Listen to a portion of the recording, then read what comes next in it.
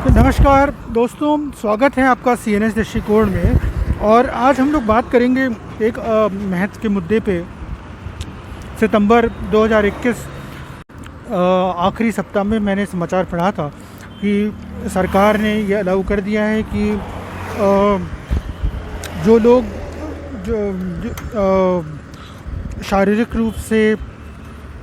जिनको जो अक्षम हैं या जिन्हें ज़रूरत है, जिन्हें मदद की ज़रूरत है, या जो खुल के फ्रीली चल नहीं सकते, रिस्ट्रिक्टेड मोबिलिटी, जिनकी सीमित आने जाने की क्षमता है, चाहे आयु की वजह से हो या शारीरिक क्षमता अक्षम है या जो भी और अन्य कारण हो, उनके लिए कोविड का जो टीकाकरण है वो उनके डोर स्टेप पे होगा, उनके घर पे होने का प्रावधान है। ये बहुत ही सराहनीय कदम है, बहुत ही सराहनीय नीति है सरकार की, और ये पहले दिन से होनी चाहिए थी। और कोविड टीकाकरण में ही नहीं,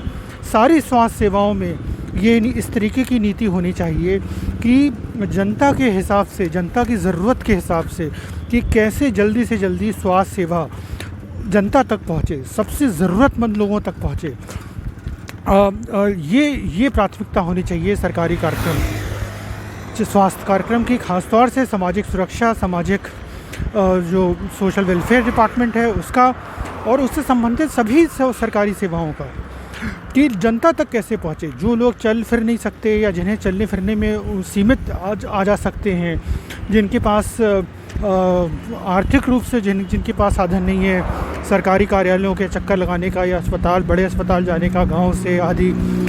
या महिला है या अन्य लोग हैं, या जो दिन में नहीं आ सकते क्योंकि वो अपने रोज़गार कमाने के लिए जाते हैं, अपनी दिहाड़ी का नुकसान करके नहीं आ सकते,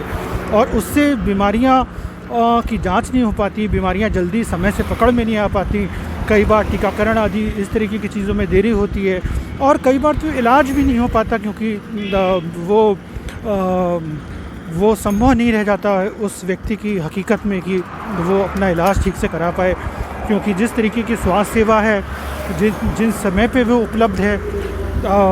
जहाँ पर वो उपलब्ध है, जिस कीमत पर वो उपलब्ध है, आदि आदि, वो ये सब बहुत ज़रूरी है। तो कि ये सब मद्देनज़र रखना बहुत ज़रूरी है, जिससे कि हम लोग स्वास्थ्य कार्यक्रम का प्रभाव बढ़ा सकें। अगर स्वास्थ्य कार्यक्रम का प्रभाव को प्रभावकारी करना है, अगर हम लोग चाहते हैं कि जितनी भी रोग हैं उनकी समय से जांच हो, तो जांचें उपलब्ध हों, निःशुल्क हों, या लोगों की पहुंच की, आर्थिक पहुंच के भीतर हों, कि कोई जो भी जांच कराना चाहे वो जांच करवा सके, समय से करवा सके, बिना किसी कष्ट के करवा सके, आराम से करवा सके। और अगर वो जांच तक नहीं जा पाती हैं या जा पाते हैं, तो जांच उन तक आए, और वही हाल इलाज का होना चाहिए, वही हाल बचाव का होना चाहिए, टीकाकरण आदि का होना चाहिए। कि ये सरकार की जिम्मेदारी है कि वो स्वास्थ्य सेवा को इतनी लचर और इतनी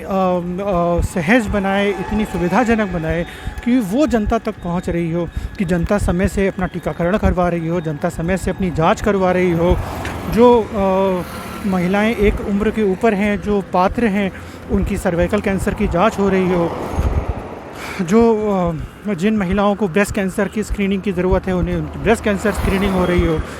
आदि आदि, जो वृद्ध लोग हैं उनका जो टीकाकरण होता है वो समय से हो रहा हो, चाहे वो अमीर हो या गरीब हो, ग्रामीण क्षेत्र में हो या शहरी क्षेत्र में हो, तो ये पहाड़ वाले क्षेत्र में हो या मैदानी क्षेत्र में हो। तो दोस्तों, इसी बात के साथ मैं आज का ये CNS दृष्टिकोण से यहाँ पर समाप्त करूँगा, और इसी उम्मीद के साथ कि हमारी सारी स्वास्थ्य सेवाएं जनता तक पहुँचें और जनता की सुविधा अनुसार पहुँचें। जिन लोगों के लिए स्वास्थ्य सेवा तक जाना मुमकिन नहीं है, उनको उन तक भी पहुँचें। ये सरकार की जिम्मेदारी है कि जब तक हम सब लोग को स्वास्थ्य सुरक्षा नहीं मिलेगी, चाहे अमीर गरीब हो, चाहे सबसे प्रबुद्ध वर्ग के लोग हों या सबसे वंचित वर्ग के लोग हों, या जब तक सब लोग को स्वास्थ्य सुरक्षा नहीं मिलेगी, तब तक कोई भी सुरक्षित नहीं है। कोविड महामारी में हम लोग ने देख लिया, अमीर हो या गरीब, फैलाई तो अमीरों नहीं थी क्योंकि हवाई जहाज़ से अधिकांश फैली और पूरी दुनिया में फैली, सारे कॉन्टिनेंट्स में फैली, अंटार्कटिका तक में पहुंच गई, माउंट एवरेस्ट तक पे केस पहुंच गए। तो लेकिन उसका सबसे भीषण परिणाम तो गरीबों ने ही झेला है कोविड महामारी का, और कोविड महामारी से जनित जो मानव त्रासदी जो उत्पन्न हुई अलग अलग रूप में, उसका भी सबसे भीषण परिणाम तो जनता ने, गरीब जनता ने झेला है। और वो हम सब लोगों ने भली भांति अपने अपने क्षेत्र में, अपने अपने शहरों में, गाँव में, अपने ज़िलों में, प्रदेशों में, देशों में देखा कि क्या हाल हुआ है कोविड महामारी के दौरान। तो इसी उम्मीद के साथ कि स्वास्थ्य सुरक्षा सब तक पहुंचेगी और इतनी लचीली बनेगी कि उसमें सभी लोग शामिल हो सकें, सभी लोग उसका पूरी तरीके से लाभान्वित हों उससे। मैं आज का CNS दृष्टिकोण यहीं पे ख़त्म करता हूँ और कल शाम 5 बजे हम लोग फिर मिलेंगे किसी और बात के साथ। तब तक सुरक्षित रहिए, सेफ रहिए, खुश रहिए और